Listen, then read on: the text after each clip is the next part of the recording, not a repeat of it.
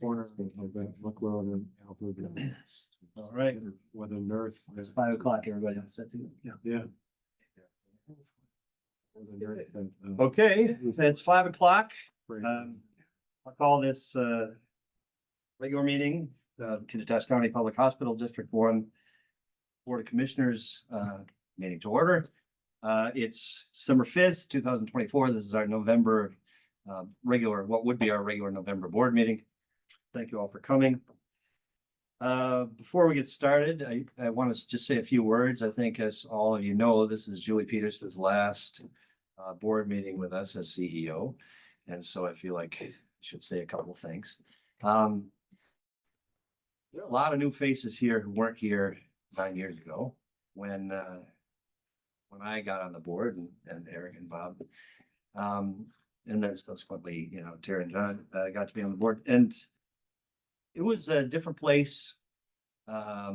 These meetings, the place is crammed with people who all had concerns about things. I see a couple of people smiling who were here then. And the hospital sort of dirty laundry was on the front page of the paper quite often. And board candidates and board members were getting an earful from all sorts of people, employees and community members about issues here. And after a few months, the board decided to make a change at the top. And it was really a crucial decision. At the time, people worried about how long we'd be able to remain an independent community hospital. You know, we were losing some really well-loved providers, and things were kind of unsettled, to put it mildly. And there was a lot of uncertainty. And in that time of uncertainty, the board decided to make things a little more uncertain, what was going to happen next, right? And I know that there were some people who were here who were sort of wondering whether that was really the right choice to make. Because should we just power through with the leadership we had, or should we make a change? The board decided to make a change. And had that not worked out, we would have looked really dumb, but worse, this place would have been in trouble. And I mean, for those of you who are sort of new to this, it should sound like something very foreign, because right now it is very foreign, but that's the way things were 9 years ago. And by hiring Julie, instead of bringing more instability, instead of bringing more uncertainty, among other things, Julie said that her goal was to make things boring. I wouldn't have put it that way. I would say lack of drama instead of boring. But that's what we got. We got a steady leader. We got someone who the board, employees, and the community could all be confident in her ability. And in retrospect, it looks like exactly the right move. And now no one's worried about losing our status as an independent community hospital. We're thriving. Financially, we have many more services that we're offering. I won't go into the whole list, but many of you are familiar with that. We're keeping more care local. We have many more patient encounters. We have new patients joining us every day. We have new patients joining us. And we're thriving as an organization. And when you talk to the employees and when you talk to the senior leadership team, any disagreements are minor. And there's always this sort of overriding theme that everyone has confidence in the leadership at the top. And everybody knows that the board can only hire and fire one person. That's the CEO. It's the best decision the board made, certainly in my 9 years here, hiring Julie. I'm sorry to see her go, but one of the things she's done is have a successor in place who she's worked with very closely in Jason. And so I'm happy to be going forward with the legacy she's left for this hospital. I think Jason will do an excellent job. But you know, Julie, you will be missed. We had every confidence in you throughout my time here, certainly your entire time, and I know the rest of the board feels the same way. And I said it publicly already, but I don't think there's anyone in Kittitas County who's had more of a positive effect over the past 8 years on the community, 8.5 years on the community than Julie has. And so thank you. I appreciate all the hard work you put into this place. I know you've lived and breathed it for 8.5 years and given it all your attention and energy, and it's paid off. And so on behalf of the rest of the board, and I'll assume on behalf of the leadership team, the community, thank you for your 8.5 years.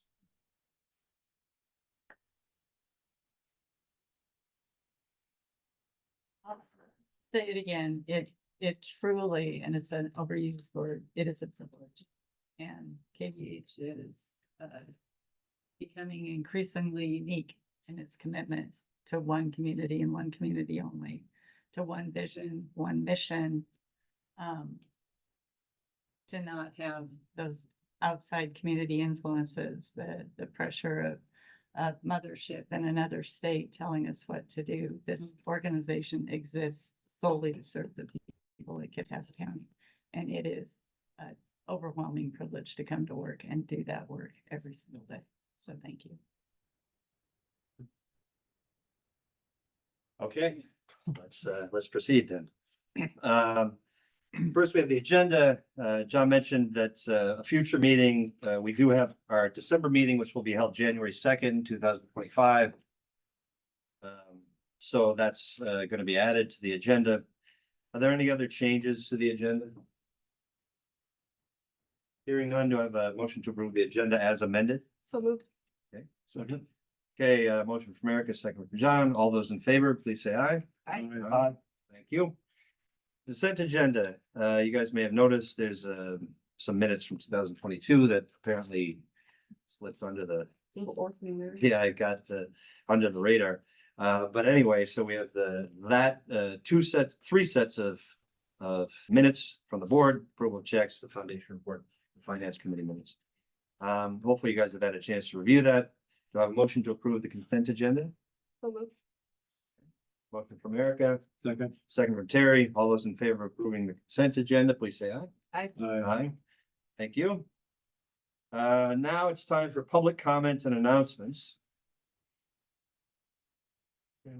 Yeah, sure. But Bob is traveling right. Bob Davis, the fifth commissioner, is traveling right now, but he may join us the second half of the meeting again. All right, it's time for public comments and announcements. This is a time when any member of the public can come in and make a comment or announcement. If you do, please state your name and where you're from, and try to keep it to about 3 minutes. And please remember that the board does not respond to comments right now, but your concerns, if you have any, will be responded to in a timely manner. Is there anyone here who would like to make a public comment or announcement?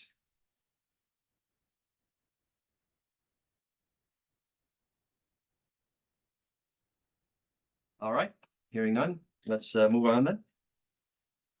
First, we have presentations of a couple of Safe Catch Awards. Now, I say this all the time, but I'll say it again. This is my favorite, I think the favorite part of being a board member is being on the QI Council and seeing all the amazing work that the employees here do. A Safe Catch recognizes, just as the name says, recognizes something that was caught that led to a just-in-time improvement or avoided some significant harm. And as is the case, every QI council, we have all sorts of deserving nominees, both from the clinical side and the non-clinical side. This time, the QI council selected 2 people, both of whom are here. So let me tell you what they're being, what they won the award for. So our first award, the clinical award, goes to Tiffany Ratcliffe, who's an imaging technologist. And she was nominated by Matthew Izzy. And the reason for nomination is avoiding a potentially significant patient safety event. So I'll read what Matthew wrote. Tiffany had completed a routine CT scan on an ED patient who later was admitted to med-surg for additional monitoring and care. To further evaluate the patient, an MRI was needed later in the day. The patient completed the MRI safety screening and checked a no on every box for implant checks. As the MRI, you can probably see where this is going. As the MRI tech was bringing the patient down, he also asked the patient a list of questions of implants. The patient insisted they did not have any implants. As the MRI tech was preparing to place the patient in the scanner, Tiffany popped her head into MRI and said, "Just to let you know, patient has a shunt." The MRI procedure came to a screeching halt. Turns out the patient knew he had a shunt and thought it was no big deal. Took the patient back to get the shunt information, which he had in his wallet. The shunt was a Stata 2, which is MRI conditional if all the conditions were met, but they were not. This could have been a major incident for the patient. Yeah, if you know how an MRI works, you know a major incident for the patient and the organization. But with Tiffany speaking up, this was avoided. Thank you very much, Tiffany.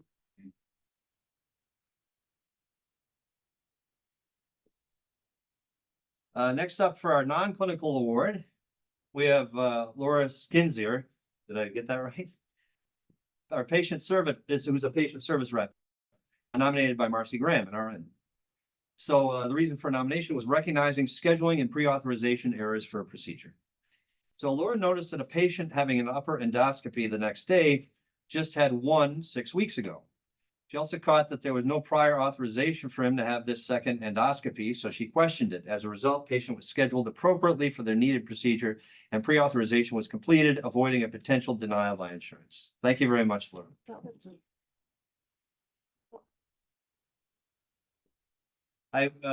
On behalf of the board, congratulations and thank you for all the wonderful work you do at KVH. Thank you. John will move things along as Terry and I sort of go out and congratulate the people ourselves. All right, so reports and dashboards. Andy Olson, Chief Quality Officer. So I have a little bit of an abbreviated report this month. It's been a little bit busy the last month for all of us. So I'll take any questions. I don't have any additional comments. You should expect those on QI Council will receive the final drafts of the copies after this meeting tomorrow before QI Council is on Monday. So in a month, those finals will be coming to you. The one question I had, you said there's a large drop in foot checks. Yeah. Is that on our side, we're not doing something or they're not requesting it or No, we need to be doing that for diabetic patients on their visits and just as part of the protocol and okay. it's because patients have decreased sensation, diabetic patients on their feet, and they can get injuries to their feet and not realize it, and then have all kinds of poor outcomes, including as far as irritation. And so that's a really important check in diabetic patients. And we have been doing really well. So I will say that they provided education at one of the all staff meetings in the clinics. So they've been doing some work, but In regards to that particular subject. yes. So right now the MAs, they know to do it and we're looking at how to improve the workflow. Thank you. Did you want to add anything, Dr. Martin, about that? Stacy, I think we covered. It's a significant drop off between August and September. Yes. The end of sandals season or? I mean, I still wear sandals. We also ran a 1-year trial where we explicitly paid docs. Look at Look at. we really So that's where the. That reflect the end of it? did happen to end around that time, so. The other thing we realized is with the addition of the new providers at internal adult medicine, we were not including them in the data set every month. So for like the previous 2 months, it was Dr. Hibbs and Dr. Fang only. So adding those new providers in also dropped. So we have to do some education. Okay. Really, that is, Thanks a lot. that's usually something the NA does just as part of doing the diabetic patient.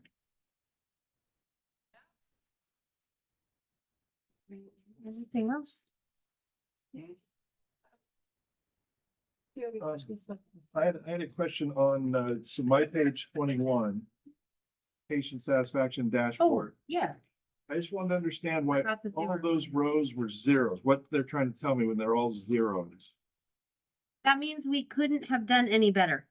Those are the patients we need to be above 75% top box, and we were at goal for all of them. We were above 75% for all of those, You need no more patients to get there. because we're at goal. Okay. We're at above our target. So just pick family medicine Ellensburg. And, Q4 2021, so zero, so they're just all zeros. We're saying the same thing, right? That those zeros mean we're at And you goal. can see that because the line all the way across the top, the red and the blue line is above the green dash Okay. line. I see So it. the idea was, okay, we're not at our goal. How many more patients do we have to give us a 9 or a 10 on the overall score for us to reach our target of 75% top box? Well, you wrote it in English, that's what got me. So Now that you've explained it, it makes total sense. Well, and part of it was when you have like especially large numbers and you're not at goal, like, well, how many patients is Yeah, that what does it really? really mean? Yeah, and it was trying to make it kind of accessible. So to that's- staff. Now it totally makes sense. Yeah, so- One way to see that is on the orthopedics. The one Oh, there's a one, right? corresponds to where that blue just dips a bit below the one. Missing it by one patient. Exactly. Or Yeah. above that, general surgeon just said Yeah, two. two. It's just some locations do really, really well, right? And, like that. and you see that, yeah. I I thought mean, it was a spreadsheet error. family medicine Cleon's doing awesome, and even Ellensburg, they're meeting their goal consistently in these measures. Yeah, it's wonderful. So that's good. There are a bunch of zeros. We like zeros in this case. Yes. And we may look at, displaying this data differently or, thinking about patient satisfaction differently, in the coming year. Any other questions before we move on to the measure to be discussed? Oh, there was one comment I'd make about the family birth dip, is that we did see that there was quite a few comments, and we believe that's mostly related to construction. We were getting lots of service recovery when they were doing some of that room renovation down in FBP. So, Mostly come down to noise. So the. well, and I think just inconvenience, they sometimes had to move rooms, Oh, and it just wasn't as ideal. So our really nice suites weren't always available for as much of the visit as sometimes, as they are when all the rooms are open. So that we should see that go up, though. That's all now complete. Any other questions about the report and the dashboard before we move on to the measure to be discussed? All right, so missions. Yeah, so there is the measure on the dashboard, which is on the second page 16 of your packet, the second page of that dashboard, the bottom left corner. So this is a measure we've reported off and on the QI dashboard for the 10 years I've been in this position. But it's a challenging measure if you go by what CMS gets, if you use that data, because they only measure Medicare patients and inpatient to inpatient readmissions, so they don't count OBS patients. And see, so for us, where we have this small population, that isn't always helpful when we're treating these OBS and these inpatients really similar too, as far as like the discharge planning. The care they're getting isn't substantially different. And also the Medicare data, CMS data is really old. Like we wouldn't get it for, like, the most up-to-date data I have right now that's on Care Compare is third quarter 2022 to second quarter 2023. But that's not real helpful. So for a period of time, we didn't even have it on the dashboard because it was like, what's the point of looking at this information that's that old, right? Where it's not helping us make any changes real time or evaluate how we're doing right now. But as we brought on RPG, we said we really want to understand if there's something changing with our care. And we were able to work with the Rural Collaborative, Comagine, and WISHA to get some comparison data in our state. And so this measure that's on the dashboard, we looked at, and it may have been even right before RPG, but this data that's on the dashboard, it's our data we calculate. It's our inpatients, observation, and swing bed, all payer source. It's only the RPG physicians, so it doesn't include our surgeons. And it doesn't include patients who came back for a surgical complication or surgical patients who had an RPG consult. It's only our hospitalist patients, basically. So that really focuses on our population of patients and how we're doing with treating and discharge planning and what we're doing for them. So when we started this measure, where's the WISHA data that we had. So the Washington Rural Health Collaborative was at 7.3%, and that was for 2020. And KVH, it was 3.8. And that went through like November, which I think is fair because I think it's really weird after November of 2020 with COVID. But that was just Medicare and Medicaid also. But that was one place where we could look for a comparison. So during that, in 2022, our RPG average readmit, so our data was 6.3% for all payers. So one other place we can look for kind of comparison. So that's how we ended up with that comparison there, was from the Rural Collaborative and looking at like hospitals, trying to see what we could compare ourselves to. When you look at the CMS data right now, that's just Medicare, we are at 14.6%, and that's no different than the national rate, which is 14.6.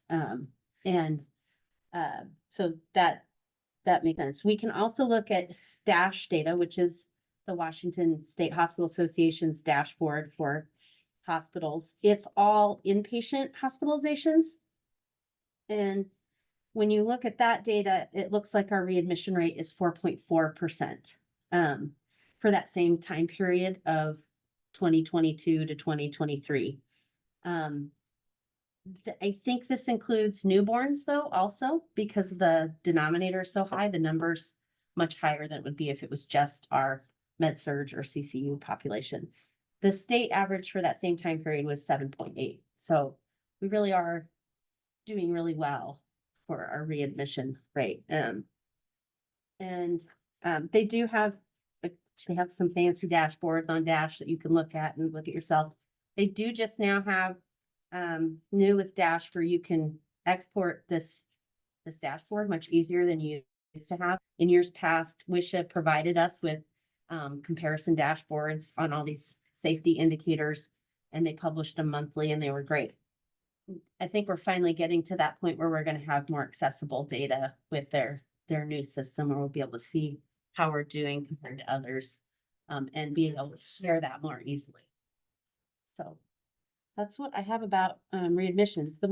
I guess one other thing I'd like to say is just Bonnie Gibson works on calculating this measure and abstracting these charts. And one of the things that she would like us to pursue next year is looking at kind of things we did to prevent readmissions pre-COVID that were just the way we did work all the time.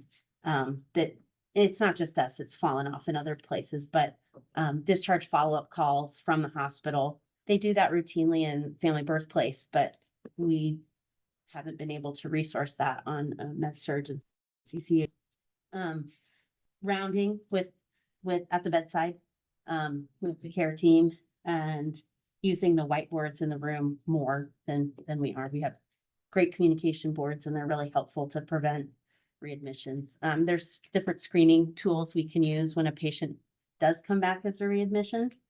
So these are all things we could pursue to make us even better, an even better readmission rate than we already have. Qualify as a readmission, does it have to be the same illness or No. connected to the previous illness? No.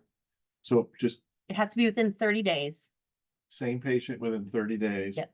So if it's not connected, it may have nothing to do with anything we could actually do. It could just Right. be the patient. And there's times where they've actually, CMS has said, you need to be careful about how hard you press on this readmission rate. Like if you're punishing patients or shaming them or for readmitting, or punishing hospitals too much, you may have a higher mortality rate, discharge mortality rate, because people They're won't reluctant. come in. And so you do need to be a little careful about, it's appropriate for people like to return to the ER sometimes when they've said, you know, we think you're safe to discharge now, but we need you to come back if X, Y, and Z happens. The same is true for an admission. At times, you really do need them to come back. And Just for clarification, it doesn't have to be to our hospital, correct?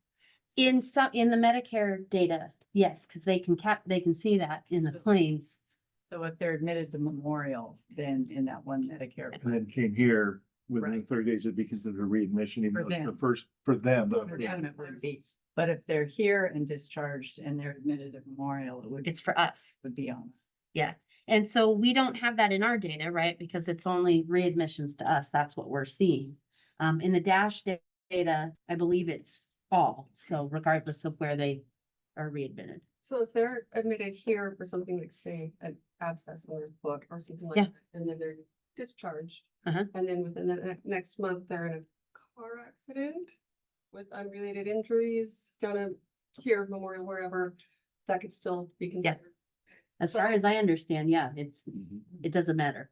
All Take some of that in. All cause readmissions, yeah.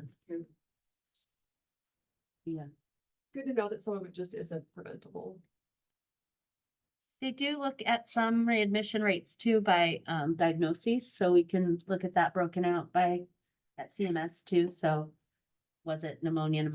Was it CHF, and is that the diagnosis? So they do look at readmission by diagnosis as well, but the all-cause readmission, this is all-cause readmission. Other questions about readmission? Do we know what next, what the focus will be next time? I do. Hold on. I was sticking it right here. I had, either clinic falls or the suicide risk assessment intervention. Do you have a preference for what you cover next? Well, I think it would be appropriate to talk about the suicide, risk assessment or an intervention, because that's probably going to come off of the dashboard because we've done so well for so long. So we could talk about what happens next, even when it's not being presented to the board every month. That sounds good. Everybody good with it? Yeah. All right, sounds good. Thank you, Mandy. Yeah. Anything else for Mandy before we move on? Thank you, Mandy. Next up, we have our CEO report with, hey, what's the date? Oh, it's Julie Peterson. Who is it? Hey, cool. I Go ahead. this report took me like 2 weeks to write. Mandy Weed was thumbing her fingers on my desk the last day that the package needed to go out. It has been 8 pages. It has been 1 paragraph. I wrote end of report and hit save at one point. So I don't have anything to add. Well, I thought that some version of this should go to the daily record. It felt like it really kind of covered your tenure here from your point of view. Not any accolades to the board, that's the part I would strike from that sort of letter, but I think in general, that was just my opinion when I read it. It seems like great information for the public to understand your perspective. Yeah, I was moving. Anybody have questions or hankies? Will you resume In on your meeting? Travel about? Yeah, right. Not even it. Any questions? Any other questions? No, just what you had said at the start of the meeting, you know, it's been a great honor to work with you behind the scenes and appreciate your steady leadership, so. Yeah, Yeah. so Julie, who's so cool. Miss you, Julie. All right. So, then we have Janine, running our HR head, Janine. So we have our October metrics and we do have a correction. So the bad news is we did not have the right data for travel and agency staff, but the good news is we found where the gap was quite unexpectedly. It turns out that the process when contracts are renewed, Jen doesn't necessarily know that the contract has been extended. She thinks the original end date occurred. And so we were thinking, oh, we don't have any contractors on that. That's amazing. And I was talking to, so yeah. So I was very excited about that. And then we got to talking on another project where we have to have all of our travelers into our time and attendance system in order to allow for us to join the World Collab Metafist platform. And we realized, no, there's actually 12 more actual long-term contracts that HR didn't realize were still here. This is, again, a really perfect example of why creating a system where we can really get a 30,000 foot view of the ecosystem of KVH and who we have here, why they're here, how long they're here, and have that data readily available and consistent is going to be really crucial in order for us to create systems work where we do less manual intervention. It's less person-centric, and we can organize and kind of get our arms wrapped around a larger group of diverse employment sets. Really take a look at your workforce and see who's here, why are they here, and how are we utilizing them? Everything from budget forecasting to organizational workflows. You need to have a really centralized, good look at that. And that's what we're trying to create with this. The QAPI for 2025, part of that is going to be focused on finding an information system that can do that for us and allow us to work smarter, not harder, right? Spend more time on analysis and performance improvement and less time doing manual intervention to try to one data point. That then what do you do with it? You know, we want to create a story and a narrative that we can work from and make decisions from. So we have three, to that end, we do have three potential HRIS systems, which will then affect the time and attendance system, which will then affect scheduling as well. And we have, so that will be part of the QAPI work. And then we'll be bringing that forward to you for review when we have our recommendations from those three. But as far as the turnover rates, we're trending down, we're moving in the right direction. We are not getting as many exit interviews as we would like. So we're going to see if we can incentivize people to do that. But the two that we did receive back were both positive. I did have a good talk with one of our providers who left. I did have an exit interview with them, and we do have some opportunities for improvement in that that I thought were some really good takeaways as well. But all in all, a good discussion was had there. We were able to recruit some quote unquote hot jobs, which we were pretty excited about. One is our physical therapist. We also had Ashley Folkers, who started up in Cleon as well. And then some good attendance at career fairs, and we're really trying to get out there and participate in just area recruitment, make sure people that were very visible within the workforce, just trying to get out there and attract as many people as we can because the market is shifting pretty dramatically in certain areas. One most recently is our ultrasound techs. Multicare has thrown a curveball in quite the disruptor in the compensation structure for that. So we're trying to navigate that as well. And then overall hiring experience continues to remain high. And we thought it would be good. Last month, we gave just the 1 month snapshot, but I thought it would be good to kind of see how we've trended over the past year as well, which is good. I think the crew does a nice job on that. And then Kyle continues to do outreach to improve our student rotations. We've brought the high school students on from area schools as well. I think you were here when the place was packed with high school students, and that was just a joy to see. And then we had some reach out and ask if they could interview some of the managers. One high school student came for their capstone and interviewed me. And it's just a great way to inspire some of these guys to come back into future roles. And we had a couple of future nurses who were excited to maybe do their clinicals here as well. So just kind of fostering that relationship and making sure they feel welcome and comfortable to do that. And then we've had really good staff participation in it as well. So that's really good. When they want to come and talk to the high school students and they want to come and participate in those, I think that's a really good sign. Leaves and ADA, we continue to have 11 continuous and 34 intermittent. We are working with the Go Live for FMLA source to help us kind of organize that. And that will kick off January 6th. And we hope to have actual liftoff and training with the managers by end of February. That's exciting. Any questions? Can you give me KVH's definition of a hot job?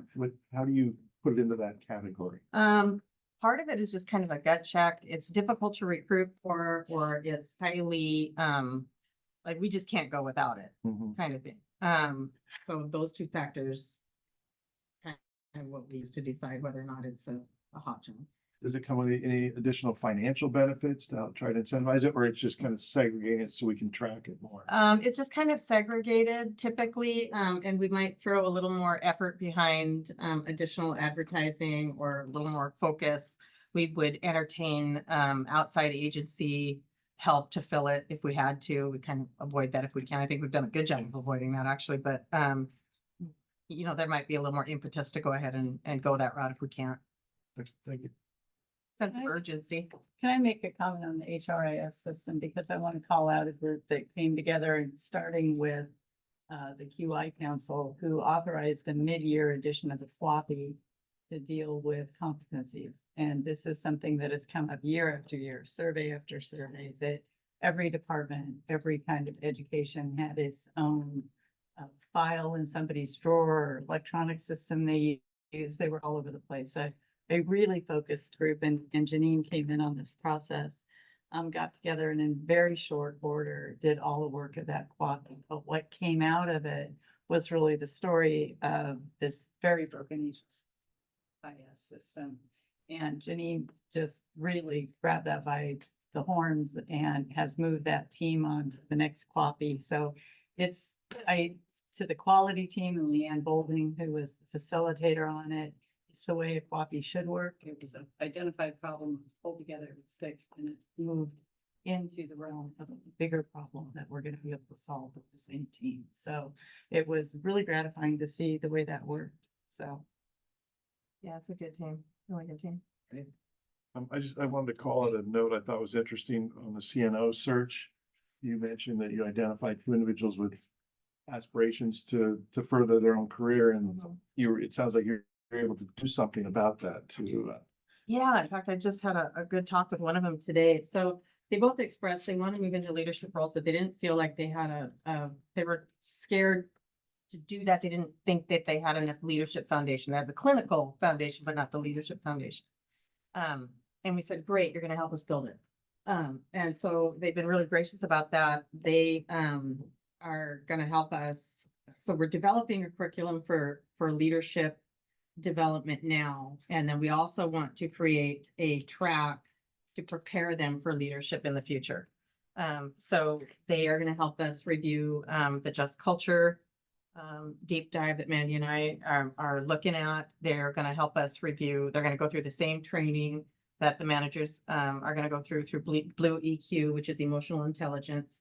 And then the second half of that, which is what we plan on for next year's strategic plan event. We've We've got it all mapped out. We don't even have to worry about it. We already know what we're doing. But that is, leading with psychological safety. And then so Q1 will have Blue EQ. Jen, Strader is already certified to teach that. And the idea is we want a curriculum that then we can replicate every time a new leader comes on. So that we're all marching to the same tune.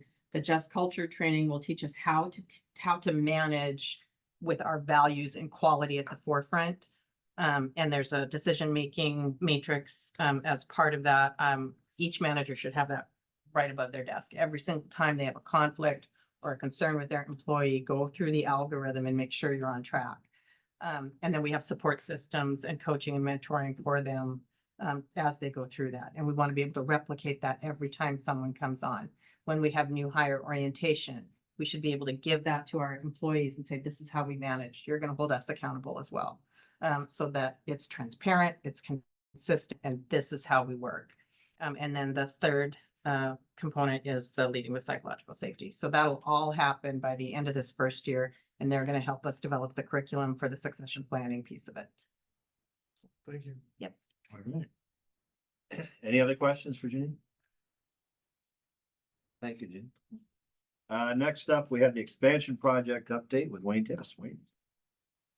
Yeah, really a whole lot to talk about. We've still just been continuing construction through our outpatient surgery area. This is the second half of it, and hope to be finished with it in mid to late January. We've got a couple areas that we're delayed with as far as getting our temporary occupation. But we're following up with it as closely as we can. Hope to have that next week. A couple pretty big hiccups over the last month with, well, one of them I know about was the emergency power to the OR rooms. That there was we had the design, and then there was a change to design that we weren't ever privy to, except for when we saw the work happen. And then Amy says, well, wait a minute, what's going on here? I just want to commend Wayne and his team and Amy all working together with a solution to really get back to what it was and what it needs to be. That was a pretty significant event and required the engineers, Wayne, really pushing on the design people and L&I to get our buy-off on it. And then we will see over the next month, the laydown yards changing. So I think you're trying to get them out of the Old Valley Clinic parking lot to consolidate. We have cleared out a portion of it on the west side of the building, the expansion, and then yes, we're trying to drag them from the Valley Clinic back over. Yeah, They don't want to go. they don't want to go. Is there an Kicking and screaming. explanation for why they deviated from the plan without studying or? Long story short, so we had the plans that we saw, and then there, at some point, there was a L&I review, and L&I made a comment of that they thought we didn't need that much electrical emergency power in a surgical area. They were worried about a tripping hazard also. Yeah, because they're- so then It was they took it out. it was actually a code issue. When you say tripping hazard, are you talking about like a physical, like trip over it, or tripping with electric trips? So there's two things. You have to have both power in the ORs. You have to have normal and emergency, and I believe part of the problem was our original ORs only had emergency all around and one circuit, and they needed to add a second. And so I think then it was a choice of which circuits to add, and they were also told by L&I, yes, a tripping hazard with the cords to the wall, because Labor and Industries also cares about how people are working in the space, even though that seems a little weird. But they didn't ask when they said, how should we do this? On the original drawings, I think it said either or. And so somebody made a decision at one point how to do the both, and it wasn't what works for the workflow. What, Yeah, after the Nice. work was all, after Yeah. we lost after they moved the power outs to the room. I think people who don't do surgery, it made sense, right? Why would the power be centralized? But you can't have cords all coming over the patient, over the sterile field, or from one side of the room. It worked out. I mean, Wayne really pushed It was on a lot of work A lot, All the ends well. yeah. But it's come together. That was just over this last week that we got a good outcome.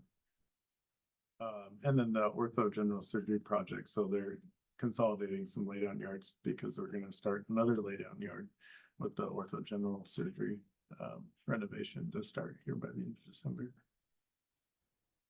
Right. That was the budget and the contingency for the expansion project. Are we concerned, on track? Everything seems to be pretty well on track right now. So.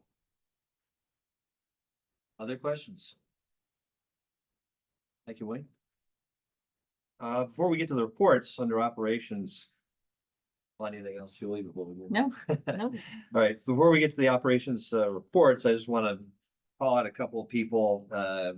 You guys know that a while back there were shortages of IV equipment and fluids, and we're still having that. And so everybody's really pulled together well, especially materials management. Bonnie Doan there has done an excellent job, I hear. Pharmacy, Nasser Besme has been wonderful.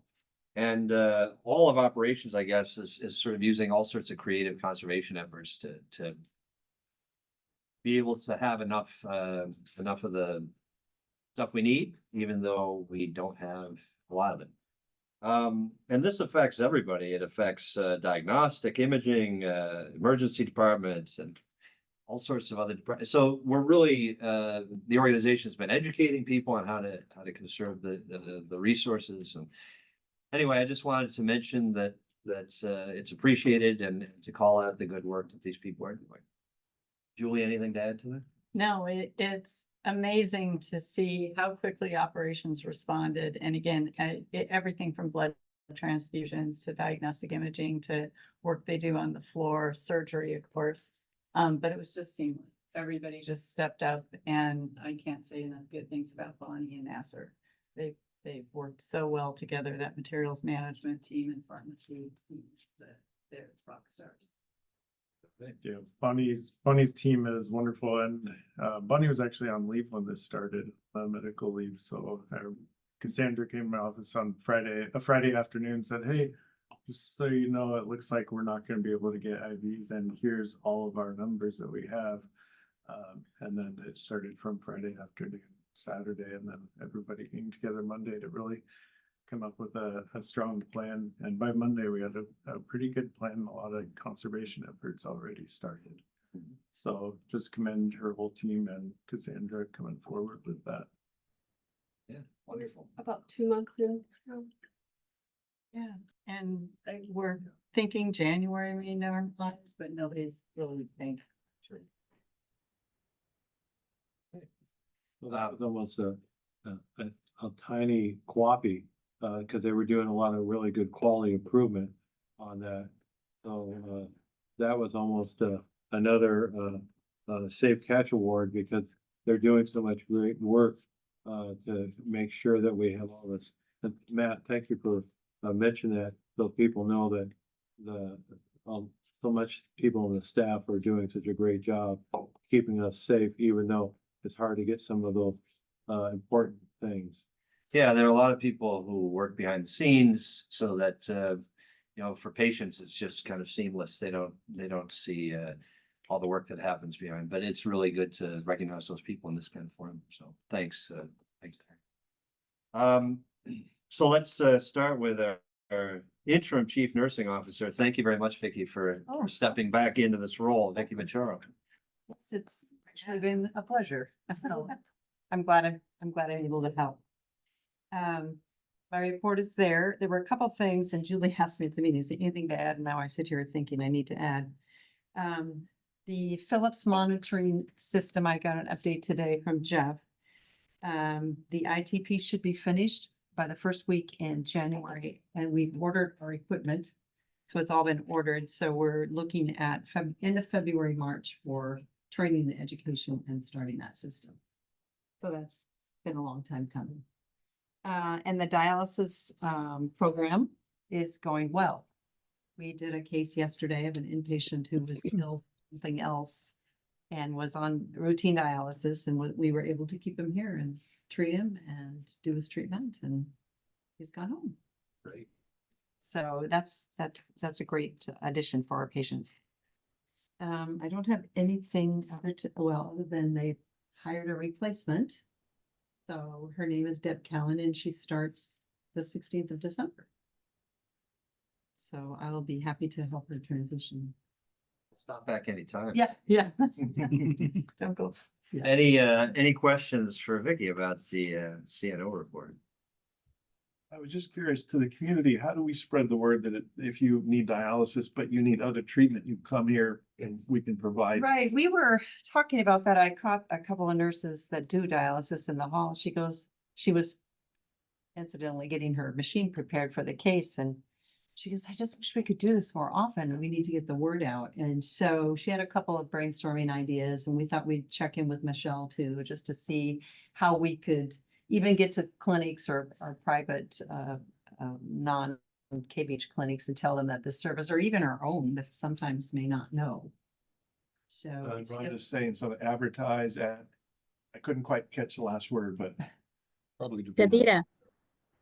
okay. Yeah, DaVita we have reached out to them. It's not been we need to continue to reach out. Thanks, Vicky. Yes. Any other questions for Vicky? Thank you, Vicky. Next up, we have our Chief Ancillary Officer, Rhonda Holden. Rhonda. Hi, good evening. My report's on page 31 and updates to home health and hospice. I did have my interim clinical director, Debbie Kelly, start on Monday, so I'm thrilled to have her help. Unfortunately, I have had one RN resigned. She had been on an intermittent FMLA and she has decided she just needs to go ahead and resign her position. And I have a request from another RN to either have accommodation or an FMLA. So we're working on that. Definitely looking for a couple of travelers. Unfortunately, we'll have to have some travelers come in to help us to be able to see all of our patients. Other than that, I would just like to say I was one of the staff members that was here 8.5, 9 years ago when Julie came, and you're right, it's a different environment, and I have just really enjoyed working with Julie. It's been an honor and a pleasure, and just to watch the transition that has occurred in the organization and across the community has been amazing. So thank you. Rhonda, I know that over that same period of time, you've developed even more into an excellent leader here, and I want to congratulate you on your recent appointment as superintendent for Hospital District 2. Thank you. Thank you for taking that on, it's you're the perfect person for the job, and we wish you every success there. I appreciate it. It's a good opportunity, and I really enjoyed working with Hospital District 2 over the last few years. Any questions for Ron? Rhonda, the comment you have under diagnostic imaging, the protocols that were developed, I just wasn't sure if you wanted to expand on that or share. I mean, it's great that once again, we're doing something that allows people to stay in county for these procedures, but I wasn't sure. Again, I'd welcome anything you want to add to it, to what it means to us as a community. Well, for these types of tests, we did have to send people out to other organizations in Seattle. I'm not even, probably Yakima's doing it. I'm not certain on that. But we have not done those. And Dr. Fing has been wanting us to do it for quite some time, but without having probably the quality of the MRI that we have now, and also just the quality in our staff. Matt Izzy is amazing. We have hired him. He's our lead MRI, but he's also our MRI safety officer, and he is just so skilled, in-depth knowledge of MRI techniques and how to run that machine and make the most of it. So when we had our open house, Dr. Fing came, and I introduced Matt to him, and they just began talking, and it kind of grew from there. So I was so happy that Dr. Fing came to our open house and was able to meet with Matt and chat about what he would like to see and how he would like the program to grow. So nice to see that connection and to make it work. That's wonderful. Thank you. Any other questions for Rhonda? Thank you, Rhonda. Next up, we have our Chief of Clinic Operations, Stacy Olea. Stacy. My report starts on page 33. I want to talk a little bit about our medical assistance apprenticeship program. So we were taking 2 apprentices starting in January. We had over 35 applications to review, and we were able to narrow it down to 7 interviews that we're going to start next week to fill those spots. So really good candidates and a lot of interest both internally from KVH and from people in the community. So that's amazing. And kind of like on the theme of growth, Dr. Swain, who's doing OMT at family medicine, manipulation, that section has just exploded on us. Her referrals are out till March. So I'll be adding OMT to our next third available list. So as we look to see how can we grow that business. And then in November, we had all 3 of our OBHG providers on site. So with OBHG hiring the 3 people, we can now do GYN surgeries every week. Yeah, significant growth. And is there a strong need for that in the community? Absolutely. We haven't been able to provide that service for months. So it's great to be able to say we've got a OBGYN here every week doing surgery. I'm open for questions. Questions for Stacy? In your section on internal and adult medicine, the second bullet point, pharmacy is not able to take overall refill requests until late 2025. I was just trying to, so this is a year, this process takes a year to get in place. The pharmacy tech, Rhonda might be able to speak to it, but I believe it takes them a year to go through that program. So I think starting next year, they're going to ask for the FTEs to expand that service. And then when they get to about halfway through the program, 3/4 of the way, they may be able to start bringing on more. Yeah, it's about a 9-month program, and then they also have to sit for a certification exam. So it's a lot of learning, but we're very excited to bring on 2 more apprentices. Hopefully we'll get approval for that at the beginning of the year.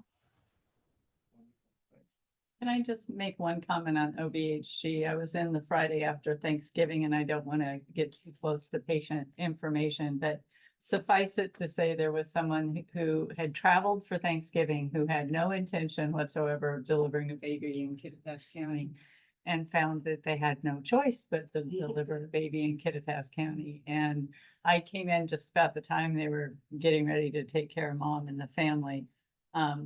What a confident and competent crew. And I can't imagine how anxious family must be when something like that happens, and they know they're in a very rural area, and they were just swept up in the KVH arms and taken care of. Any other questions for Stacy? Thanks a lot, Stacy. All right. Moving on from operations, we go to the medical staff, and we start with our chief of staff, Dr. Hoppy. Yeah, my short report is on page 36. The medical executive committee reviewed total of 6 files, 4 were reappointment and 2 were initial appointments. And I'm happy to answer any questions. Everybody's had a chance to review these online? Yes. Okay. Any questions before we take a motion? Do I have a motion to approve the MEC recommendations for appointment and reappointment as listed on this page? So moved. Motion from John, Second. second from Erica. All those in favor of approving this list, please say aye. Aye. Anything else, Dr. Hoppy? Yeah.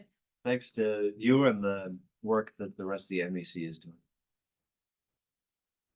Next up, then we have our Chief Medical Officer, Dr. Martin. Report begins on page 37. It was touched on in Stacy's report that we've had a signing in cardiology. That hadn't happened when my report went to press 2 weeks ago. So the in negotiations has switched to signed. Yes. Excellent. That's the only real significant addition to this right now. I'll take any questions. I'll just remind everybody, because it just happened today, but Dr. Martin is chair of the Rural Ethics Committee, and we just had another meeting today. Ably led led by Dr. Martin. So anyway, I just thought I'd remind everybody that he's involved with that. It's a really good group, and I appreciate the work you do. Thank you. Thank you very much. Any questions for Dr. Martin? The challenges of recruiting providers still just as challenging. Nothing's on the horizon. Suddenly there's more people graduating from Well, medical school. Right? No, and really the rate limiting step is residency slots. Those are, the funding for residency is set by Congress, and it's literally an act of Congress to change it. And it was set at about 28,000 a year in the, I want to say about 2005, and that didn't change until 2 years ago. Dr. Schreier was one of the co-authors of a bill that started ramping that up. We're now up to about 32,000 graduates a year. But we also know that we have a workforce shortage, as I've said before, of about 300,000. And There was no built-in increase back in 2005. Is there now with the new? there is through 2028, as I recall, but not past that. Congress is very, very reluctant to put an escalator. One of the frustrations, residencies at teaching health centers such as CHCW, were on a biennial funding cycle. So they had to get refunded every 2 years for a 3-year residency, which meant when you started your residency, you had no guarantee that there would be a 3rd year to finish it. Which is ludicrous on the face of it.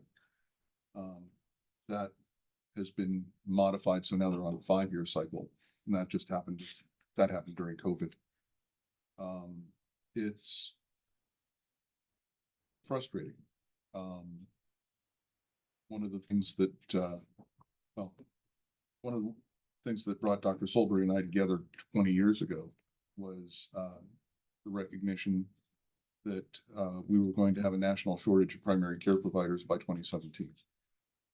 And we thought it was just going to be primary care, and it's turned out that it's all specialties. But, and the knowledge that the recognition then was that we couldn't increase physician training fast enough or get enough students in the pipeline fast enough to meet the shortfall. And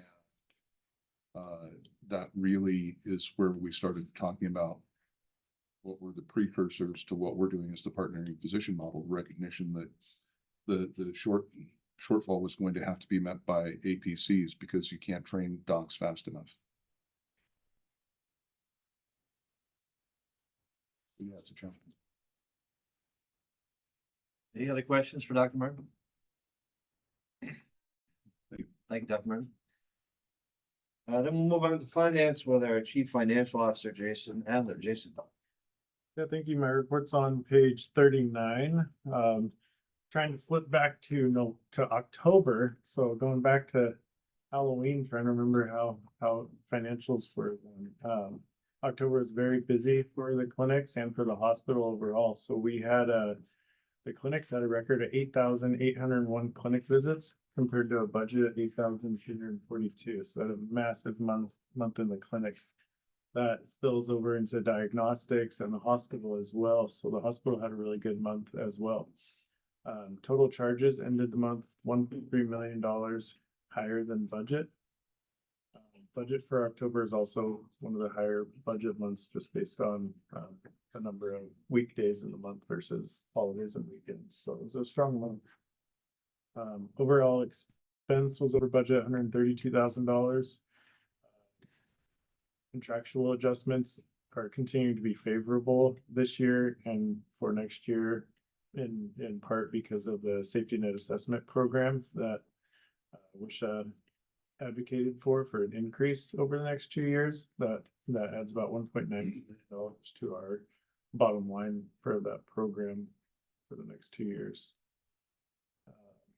Very happy to report, as others have, we have no locums in our network currently, except for just very little bit residual use in OB for OB call. I think we have one weekend of call in January, and then we have no locum use.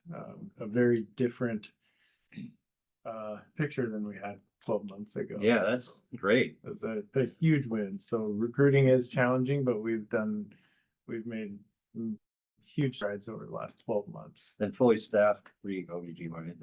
Yep. And the three OB-GYNs are just a wonderful addition to the community. I did hear of one patient story over the weekend too that was pretty moving, and I think Michelle will try to highlight it at some point.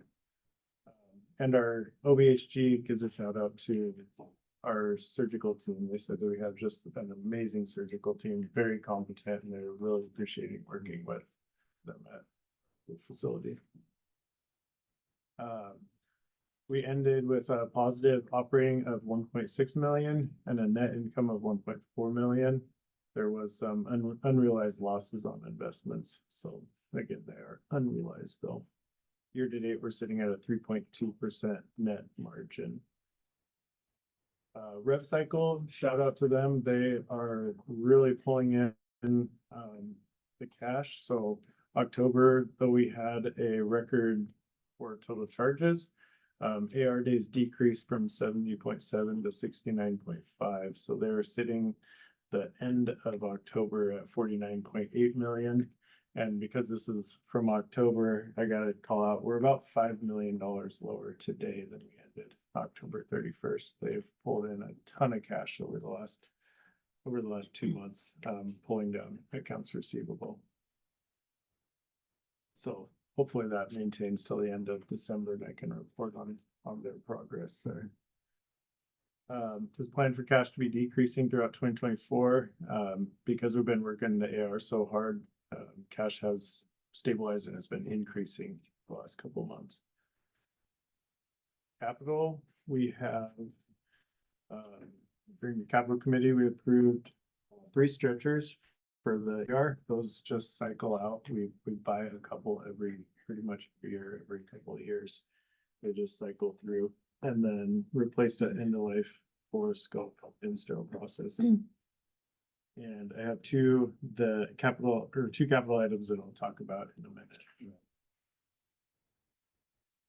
Can I make one comment about OBHG? I would, it's great to have 3 OBGYNs in the community.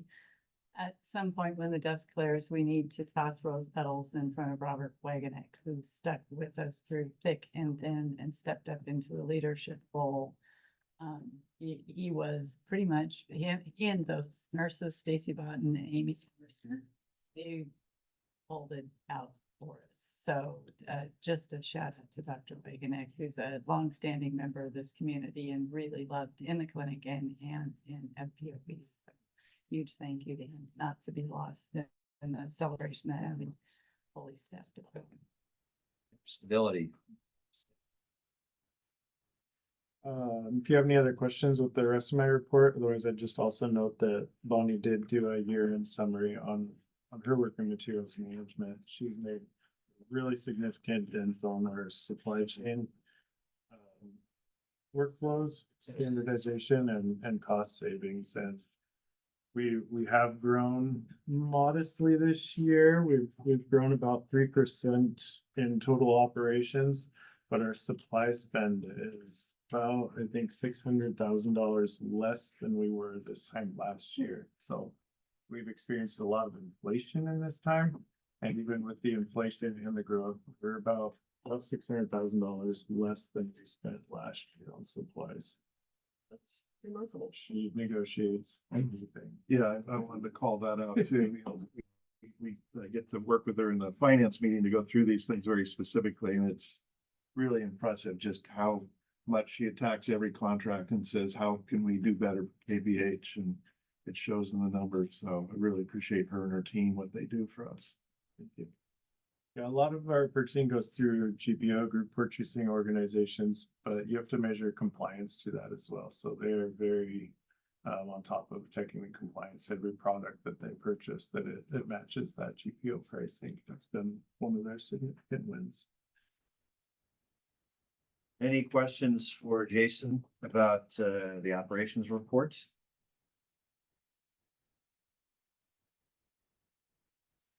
So as you said, there's capital expenditure request and then a resolution. Capital expenditure request was discussed actually with the finance committee. Jason, you want to tell us about that? Yep, so On page 52, capital request, the theme here is orthopedic surgery. So there's two items in this that I bundled together as one request. It is for the orthopedic fracture table and the Arvis augmented reality system. So I've talked about this the last couple board meetings on both of these. Dr. Longo, our surgeon, is really looking forward to adding some technology to our procedures here and using that to also bring in more business to the org for using these. It will help him do his procedures primarily around total joint replacements. His goal is to get to 5 total joints a day on his surgical days. He has 3 full days a week in the OR. It aims to fill those. But these systems will help him with accuracy and the quality as well, to just further enhance the service we provide to the community. Total on both of these together, $453,000. That includes the taxes, and the fracture table, the foundation has generously offered to fund the fracture table in full, and they have offered to fund the Arvis system, a portion of it. I think it's about $160,000 that they'll be funding in that. In total, the foundation's funding about $408,000. That's great. We'll see more stuff coming in the coming months. Wonderful. Thank you, Foundation. So John, you guys talked about this in the finance committee. Is there anything you want to add to what Jason said? Yeah, another note on this, I appreciate what Jason's done, continuing to negotiate with Arvis. He also was able to get, I mean, the parts you have to buy to use in the patient, Yeah, so an increased discount on that. Yeah, so Arvis is made by a company called EJO, is the parent company of it, who is where we also buy the total joint implants from. Or all implants, screws, bolts, all this stuff. So they'll also offer a further discount on this if we continue with. And it balances out the equation real nice when you look at it. It makes it very financially viable. Yeah. So it checks a lot of boxes. Yeah. So we had a good discussion. Everybody felt very solid about it. So And it's a very new technology, so in recognition of that as well, there is a $20,000 a year service agreement on it. And with that, they do replace all software and physical hardware for. So as they, one version 2. as they grow and update, we get every update is what's the agreement. So physical and software. Does it look like an Oculus? What is it? I can't even imagine Yeah, it's what he's like, gonna look like. You know, the like, I don't know, the Nintendo things put on the face. Yeah. I haven't used one. I did wear the headset. Yeah. But yeah. Gives you a score. Yeah, that's what it was Yeah, like. very interesting. Tony Stark, you know. Yeah, and then I think there'll be some work then to do some marketing once this is in place to just make it clear that Yep, so state of the art.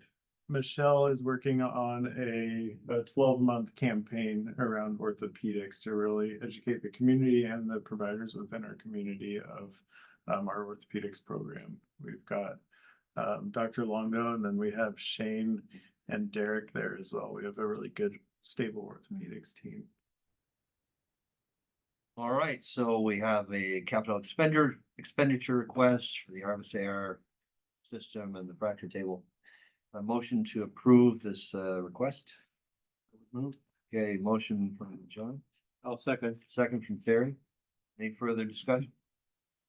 All those in favor of approving the capital expenditure request for the Arvis AR system and the fracture table, please say aye. I, Aye. We also have a resolution here to amend the budget for the calendar year 2024. Jason, want to say anything? Yeah, so page 53 is the resolution, page 54 is the budget. As I've been reporting the last 10 months, because we're reporting October, we've been running over budget on expenses from what was originally approved in the operating budget back in December 2023. So this is a request to increase the operating expense budget by $4.5 million. It's anticipated that this will be more than enough to get through the end of the year. Any questions for Jason about this resolution before we entertain a motion? A motion to approve resolution 24-09. so moved. Motion from Erica, second from John. All those in favor of resolution 4-09, amending the budget for 2024, please say aye. Aye. Anything else, Jason?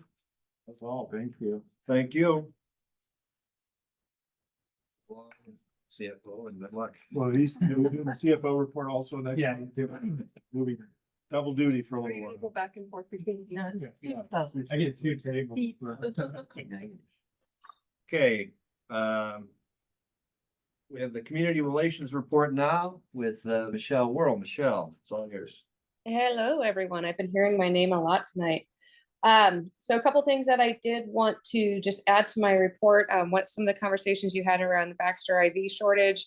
We got our regional report from the Emergency Coalition today, and they are reporting that everything should be back up to 100% production by the end of the year. So let's hope that is correct and the allocations start coming through. Outside of that, the fun thing that I like to report, because I did have my annual review today, is the only good thing about Julie leaving is I can put her picture everywhere and there's nothing she can do about it anymore. So when she walks out of this meeting, she'll see both her final report and some other things on Ken. So I'm not going to talk a whole lot, but I echo Rhonda's sentiments and everyone else's sentiments. Thank you, Julie, for everything you have done, both to KVH, for the community, and in helping myself grow as a leader as well. Other than that, I can take any questions. We're all looking forward to the appreciation banquet on Saturday. Good. My team is working so hard on that. It's been a great effort, and I hope we all have a good time. Yeah. I'm sure we will. And Michelle, do you have your report in front of you where you can see it? I do. Page 56, the horizontal bar graph, the net promoter score. I just Yes. wanted you to explain a little bit to me because it starts green and then it goes down where it gets red. Is red bad or it's just changing colors to show you, what's it mean? So it's just showing you in the scale compared to each other. So an average healthcare NPS is 38. So our lowest is showing up at 68. So that's still well above average. It just compares this, looking at the reviews across all of the different locations and how they stand. And so what is this telling us? What is it judging in this case? It's judging the sentiment that we're seeing on the reviews that come through Rater 8, as well as the ratings that we're getting. Thank you. Does that mean, say for workplace health, that 91% of the reviews are positive, or? No, it is not a direct percentage correlation. There's a calculation in the background that I'd have to dig out to give you more info on that. It's a general temperature taking? It's, sort of yes, a- that's exactly. Any other questions for Michelle? Thank you, Michelle. Thank you. Just one more comment. Just would like to introduce Dr. Andy Thomas. He's online, and as of yesterday, he officially agreed to and signed a contract to be our next chief medical officer with Dr. Martin's retirement in January. All right. Great. Congratulations. I only- Congratulations, Dr. Thomas. Mazel tov. Dr. Martin, I only have one speech in me. Anybody else? Anybody else want to do the? Okay. Thank you. All right, good. Anyway, all right. Education Board reports no old business, but we do have some new business. Resolution 24-10, appointing Jason Adler as superintendent CEO. What to say about that? We've been working with you. We're glad to work out a contract. We're looking forward to working with you for many years. Do I have a motion to approve resolution 24-10? So move to approve. Okay, motion from Erica, second from John. All those in favor of approving resolution 24-10, appointing Jason Adler as superintendent CEO, please say aye. Aye. Give me a clap. Yeah. Big night. Bob was gonna vote no, so we Oh, We sent them away. Yeah, so congratulations and, Jason, we have, all sorts of confidence in how you do, and we're looking forward to working with you. Thank you. I really look forward to it. Okay, so we also have a resolution to set our calendar for the next year, our regular meeting schedule for the next year. And one of the things this does is just establish that what had been considered special meetings are going to be our regular meetings, just on slightly different sort of. For the November, December. Yeah. timeframe. So we've all had a chance to look at the schedule. Any discussion about it? I wanted to make a comment. I wanted to ask how the commissioners felt about moving the starting time from 5 PM to 4 PM in an effort to try to bring more during normal work hours for the people that have to stay and participate. And I checked with Bob since he'd be traveling. He said he's fine with it, but I didn't want to have any serial discussion, so I didn't bring it up with any of you until we were in this room. But I don't know if it might be a conflict for some people. I don't know. Well, let me ask, before we get to us, let me ask you guys, because I know that it takes you longer in the day, but I also know that a lot of you have days where you work till 5 o'clock. So is it better to come later like this, like we've been doing, and be able to work till 5, or would you prefer to start it earlier so you get out earlier, but then lose a day of that work maybe? Anybody, do you understand what I'm This is asking? our work. Doesn't matter to me. Yeah. This is, I think, part of our work. So it doesn't take out of my work to do this. I don't know Yeah. if that makes sense. Would you rather get home an hour earlier on these sort of nights? Or are you indifferent? Would it? Yes. What I'm Yes, trying to yes. solve is, because often you may still start your day at the same time, but then Or you run earlier. longer on days like this and. Yes, I- me My personally. attitude, One sometimes opinion it's is time to sometimes- just say, why do we do something some way other than we've always done it that way? And it felt like with all these transitions, there's a good time to just ask the question. Is that a slight shift improve things for anybody? Removing friction points makes them stay longer as part of KVH than always thinking those damn board meetings. I can't need to be done with KVH. Well, I think. Can you make that change retroactive a couple of years? Well, in the past, one of the reasons we've kept it to 5 is because it is a public meeting and there are a lot of people who work 9 to 5. And so it would be, this was the reasoning, we can question this reasoning, but the reasoning was that people would, members of the public who might be wanting to come, but would be less able to attend if we had it during regular business hours. That was the idea. And, Rhonda, you have something to say? Yeah, it would work better for me if it was earlier. And I think, those of us that have to drive, far away, it makes it easier for us. But also I think we could consider maybe moving the public session to later in the agenda so that they would have time to get here and not start off so early. That way they would still be able to work, get off work and come to the board meeting if they wanted to speak. So thank you for considering it. It also would reduce us having a meeting all the way till 9 o'clock at night. Because the latest of the meeting would probably only be at 8 o'clock at night if we have some of those really long meetings. And to Matt's point, I would just note that the county commissioners for Kittitas County, their meetings are in the middle of the day.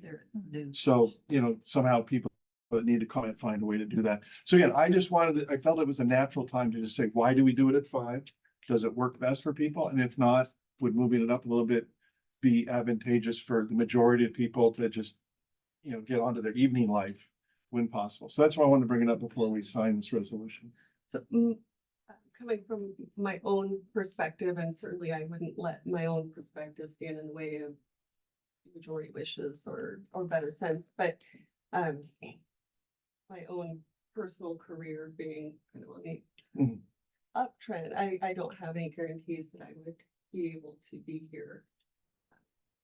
That's a little iffy for me, whether I'd be able to be here at 4 or 5 is a more achievable time, I predict, but I could certainly drop in mid meeting if needed. No, we would make an adjustment if on a regular basis it wasn't practical. That wouldn't, And I have no clear direction on that right now, what, if I would expect that to be a true hurdle, but I just anticipate that it could be. Mhm. Again, I don't want to throw that out there as a must, when it's just a theoretical. Yeah.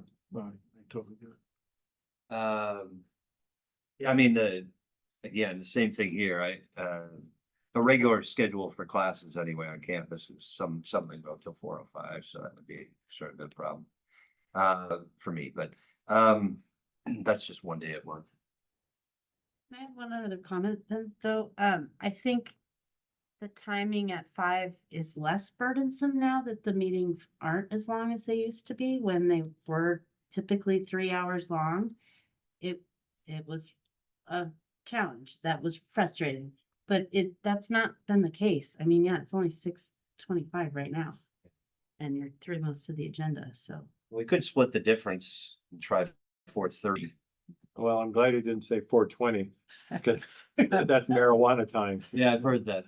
I don't know, I mean, that would help a little bit, we could try it. How do people feel about that? I like even numbers. Yeah. I'd rather just keep it at 5. 5 is actually an odd number, but do you mean round numbers? Whole numbers? Whole hours. You and me are gonna talk at some point. Okay. Cause you're Let's- right, but you said it in front of everybody. And it's enshrined in YouTube for all time. Well, it's a good question to raise. It sounds like there's general feeling that, yes, we would like to end a little earlier. There are a couple people would have problems with 4. So, one of the things, so 4:30 is an option, but if you want to keep it to to an hour as opposed to a half hour, we could keep it at 5. So I guess the question is, do you want it to, let's say that the two options are 4:30 or 5, because I think that would be better for at least 2 of the board members. Maybe we should even say the military time, 16:30 or 1700. But I'd rather have it at 1600, which would be 4 p.m. Yeah, I mean, that's an option, but I think for Erica and me, it would be maybe a little bit of a problem to do it all the way at 4. So I'm suggesting that a compromise might be 4:30. But if you want to keep it sort of on the hour, then we could go at 5. John, what are your thoughts on that? Let's say that 4 was maybe a little early for a couple of board members. Would you prefer 4:30 or leave it at 5? I'd probably, I think I would just go with the majority at this point. I've said my piece as to why I thought we should visit. But I don't think there's any more to.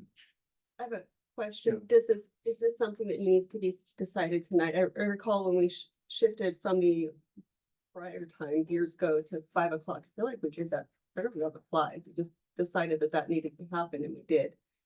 I mean, I suppose you can adopt it on the resolution. Yeah, I'm just doing it because the resolution Right. says 5 for the next calendar year. Sure. So that's why I wanted to say it before we signed this. Gotcha. I believe you're supposed to establish your regular meeting by resolution. Could we amend it by we resolution could down the pass it. road Yeah. if we weren't ready to decide? Maybe we are ready tonight, but if we decide we're not, if we want to spend some more time marinating in the idea as a team. John, do you know what the other commissioners for hospitals have their public meeting at all? I do not know that. Oh, maybe I should ask Wisha about that. But I think we can make our own decision of what's best for this organization.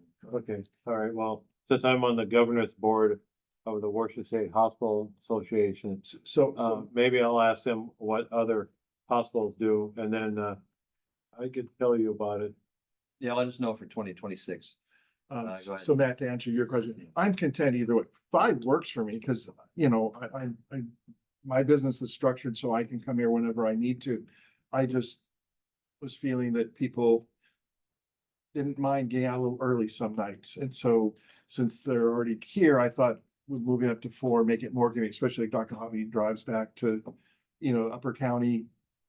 Like Rhonda said, for people that got to travel, especially Dr. Thomas will be here, he'll have to make that trip. So I'm just trying to say, was there any way to help them? But I get it. We have to, the 5 of us have to be able to attend without causing friction in our careers. So I'll support whatever with the group. I just wanted to have the discussion, so I appreciate taking time to do that. Well, I'm asking the board, how do people feel about 4:30? Preference for 4:30 or 5? Well, My Apple calendar will tell me when to show up and I will be here. well, 4:30 would be an interesting copy of it, because then we could see whether or not 4:30 worked. And if it didn't, then we could also discuss it, maybe even put it on a policy for us. Would that be less likely to interfere with? 5 is really the most likely time to work for me. All right, well, why don't we stick with 5? At least for the next year. Is that okay? I think it's good to raise this question, John, and I think you're right that we don't want to just keep doing things just because we've been doing We them. should definitely revisit each. Yeah, I appreciate the discussion. Is it all right that if for the foreseeable future anyway, we keep it at 5 and try to keep it to a tight meeting? I think that's a good compromise. All right. Yeah. And again, I read the report ahead and try to formulate a couple of questions to speed it along. And I think people have been great at summarizing their reports and knowing that you have something written, read it. And if you have a question, ask it. Let's move on. So I think the meetings have become more efficient, so. Quality of the report is fantastic. Yeah. Very educational. Okay, well, it sounds like then we'll stick with the status quo, but not keep you guys too late. And then we will revisit it maybe in the future. All right. But thanks for raising the question, John. All right, so the resolution is 24-11 about this year's meetings, upcoming year's meetings. Got a motion to approve the resolution as it's submitted. I'll move to approve. Okay. Motion from Erica, I'll second it. second from Terry. All those in favor, please say aye. Aye. All right, thank you. We're gonna go into executive session. How long do we need? So how long do we need? 15 minutes. All right, so let's take an 11-minute break and then reconvene at what is that? 7 o'clock. So the executive, sorry. Is there action anticipated? Are there any actions anticipated? No actions anticipated. Before everybody, so this is the end of the public meeting. Before everybody leaves, we have a little something we want to give Julie from the board. So let me go get it. You need keys? All right. 8.5 years. 8.5 years. So why don't you can stay seated. That's okay, Julie. Why don't you guys come and help me deliver these? Everybody grab 8.5 years. So we got to a bottle of wine for each year. You've been here. And a half a bottle. Well, we got, and we talked to a little birdie on the East Coast who told us what you like. And so we got some stuff from your favorite winery in Prosser. We got a couple of things from Guard. We got a couple of things from Oregon. So you go ahead. So here's the 8 bottles for you, but it's 8.5. So we also got you for the half year bottle of Mad Dog 2020. So there you go. This is for the half year. Thank you. I think that's in the bottom drawer for Jason. And we here, guys, so thank you, and we really appreciate all the work you've done, and we wish you well. Can we get a picture of you Sure. Photoshop Bob and leave. and the slate of? Holding the mad dog? You did something in half a year. So the first half. 2016. Maybe it was, maybe it was the second half of 2020 that. It actually says 2020 right on it. Yeah, there you go. That's a tribute to COVID. Yeah, exactly. You used to. Okay, put your best smile on there, Terry. Gotcha. Thank you. Appreciate it. So thank you very much. Couple bags and a box for you here. Help you. So thank you. Thank you. Anyway, just thanks for coming. Thanks for sticking around. See you guys later.